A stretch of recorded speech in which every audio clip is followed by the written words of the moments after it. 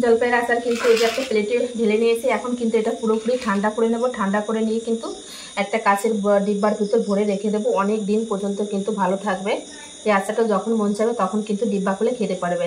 তো আজকের এই টক ঝাল মিষ্টি জলপাইয়ের নমস্কার বন্ধুরা, তোমাদের সবাইকে অনেক অনেক স্বাগত জানাই বন্যা রান্নাঘরে। আজকে আমি তোমাদের সঙ্গে শেয়ার করবো টক ঝাল মিষ্টি হচ্ছে জলপাইয়ের আচার। এই আচারটা কিন্তু আগে কখনো আমার চ্যানেলে দেওয়া হয়নি। এই প্রথমবার কিন্তু আমার চ্যানেলে এই টক ঝাল মিষ্টি জলপাইয়ের আচার দেওয়া হবে। তো প্রথম থেকে শেষ পর্যন্ত ভিডিওটি দেখার অনুরোধ রইল। যে সকল বন্ধুরা নতুন আমার চ্যানেলে ফেসবুক থেকে দেখলে অবশ্যই পেজটি ফলো করবে, আর ইউটিউব থেকে দেখলে অবশ্যই চ্যানেলটি সাবস্ক্রাইব করবে। তো চলো শুরু করি কিভাবে আমি জলপাইয়ের আচারটা তৈরি করি। তার জন্য এখানে কিন্তু আধা কিলো জলপাই নিয়েছি। জলপাইগুলো একটু বেশি পেকে গেছে, মানে নরম হয়ে গেছে এই যে। তো তার জন্য কিন্তু জলপাইগুলো আমি সেদ্ধ করবো না, আমি কিন্তু খুব ভালো করে ধুয়ে এই যে জল ঝরিয়ে রেখেছি। একটু কিন্তু জল থাকলে আচারটা বেশি দিন পর্যন্ত ভালো যাবে না। তো তার জন্য এই যে জলপাইগুলো কিন্তু খুব নরম হয়ে গেছে। আর যদি কাঁচাটা নাও তাহলে কিন্তু একটু সেদ্ধ করে নেবে।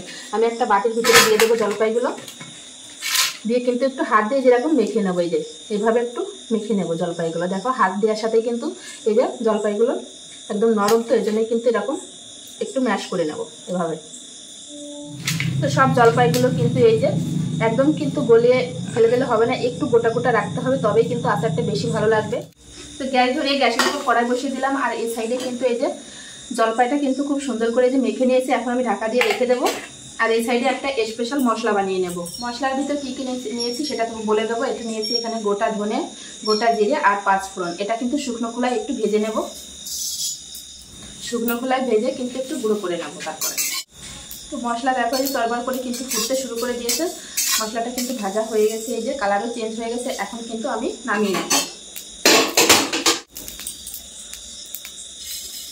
এই ভাজা মশলা একটু ঠান্ডা করে নেবো। ঠান্ডা করে শিলনোড়ায় কিন্তু একটু গুঁড়ো করে নেবে। একদম কিন্তু মিহি করবো না, একটু দানা দানা ভাব থাকে। আচারের মশলা সবসময় একটু দানা দানা রেখে গুঁড়ো করবে, তবেই কিন্তু আচারটা খেতে ভালো লাগবে যে কোনো আচারে।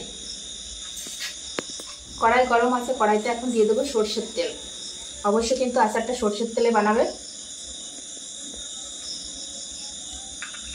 তেল গরম হয়ে গেছে, তেলের ভিতরে দিয়ে দেবো একটা তেজপাতা আর দিয়ে দেবো 2টো শুকনো লঙ্কা। এবার যে জলপাইটা ম্যাশ করে রেখেছিলাম সেই জলপাই কিন্তু দিয়ে দেবো তেলের উপর।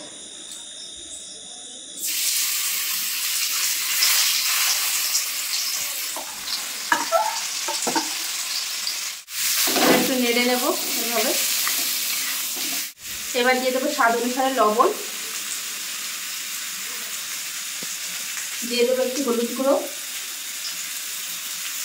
আর দিয়ে দেবো ঝালের জন্য লঙ্কার গুঁড়ো। টক ঝাল মিষ্টি হবে এর জন্য। তো খুব সুন্দর করে কিন্তু এটা একটু ভাজা ভাজা করে নিয়েছি। এবার দিয়ে দেবো হচ্ছে আখের গুড়।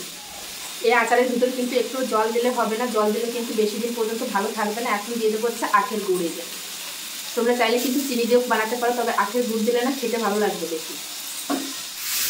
এবার গুড় দিয়ে কিন্তু নাড়তে নাড়তে কিন্তু গুড় দিতে অনেকটা জল দিয়ে দেবে। গুড় কিন্তু গলে গিয়েছে এই যে। এবার গুড়ের ভিতর আমি খানিকক্ষণ ফুটিয়ে নেবো যেইভাবে। গ্যাসের ফ্লেমটা কিন্তু মিডিয়ামে রাখতে হবে, নাহলে কিন্তু আচারটা নিচে থেকে পুড়ে যেতে পারে। সেইভাবে আমি কিছুক্ষণ ফুটিয়ে নেব। আচার কিন্তু আমি কিছুক্ষণ এই যে গুড় দেওয়ার পরে ফুটিয়ে নিয়েছি। এখন আমি যে ভাজা মশলা ভেজে রেখেছিলাম সেটা কিন্তু শিলনোড়ায় যে গুঁড়ো করে নিয়ে এসেছি। তো আমি যে পরিমাণে জলপাই নিয়েছি সেই পরিমাণ অনুযায়ী কিন্তু মশলাটা দিচ্ছি। তোমরা চাইলে বাড়িয়ে কমিয়ে দিতে পারো যদি জলপাইয়ের পরিমাণটা বেশি হয়। তো এখন আমি পুরো মশলাটা দিয়ে দেবো, দিয়ে মিশিয়ে নেবো খুব সুন্দর করে।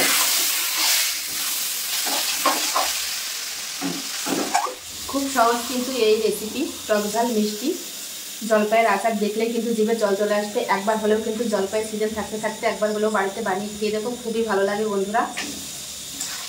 জলপাইয়ের আচারটা কিন্তু একদম রেডি হয়ে গেছে। এখন আমি কিন্তু গ্যাস বন্ধ করে দেবো, দিয়ে কিন্তু একটা প্লেটে ঢেলে নেবো। কত সুন্দর হয়েছে দেখো কালারটা। এখন আমি কিন্তু এই প্লেটে ঢেলে নেবো।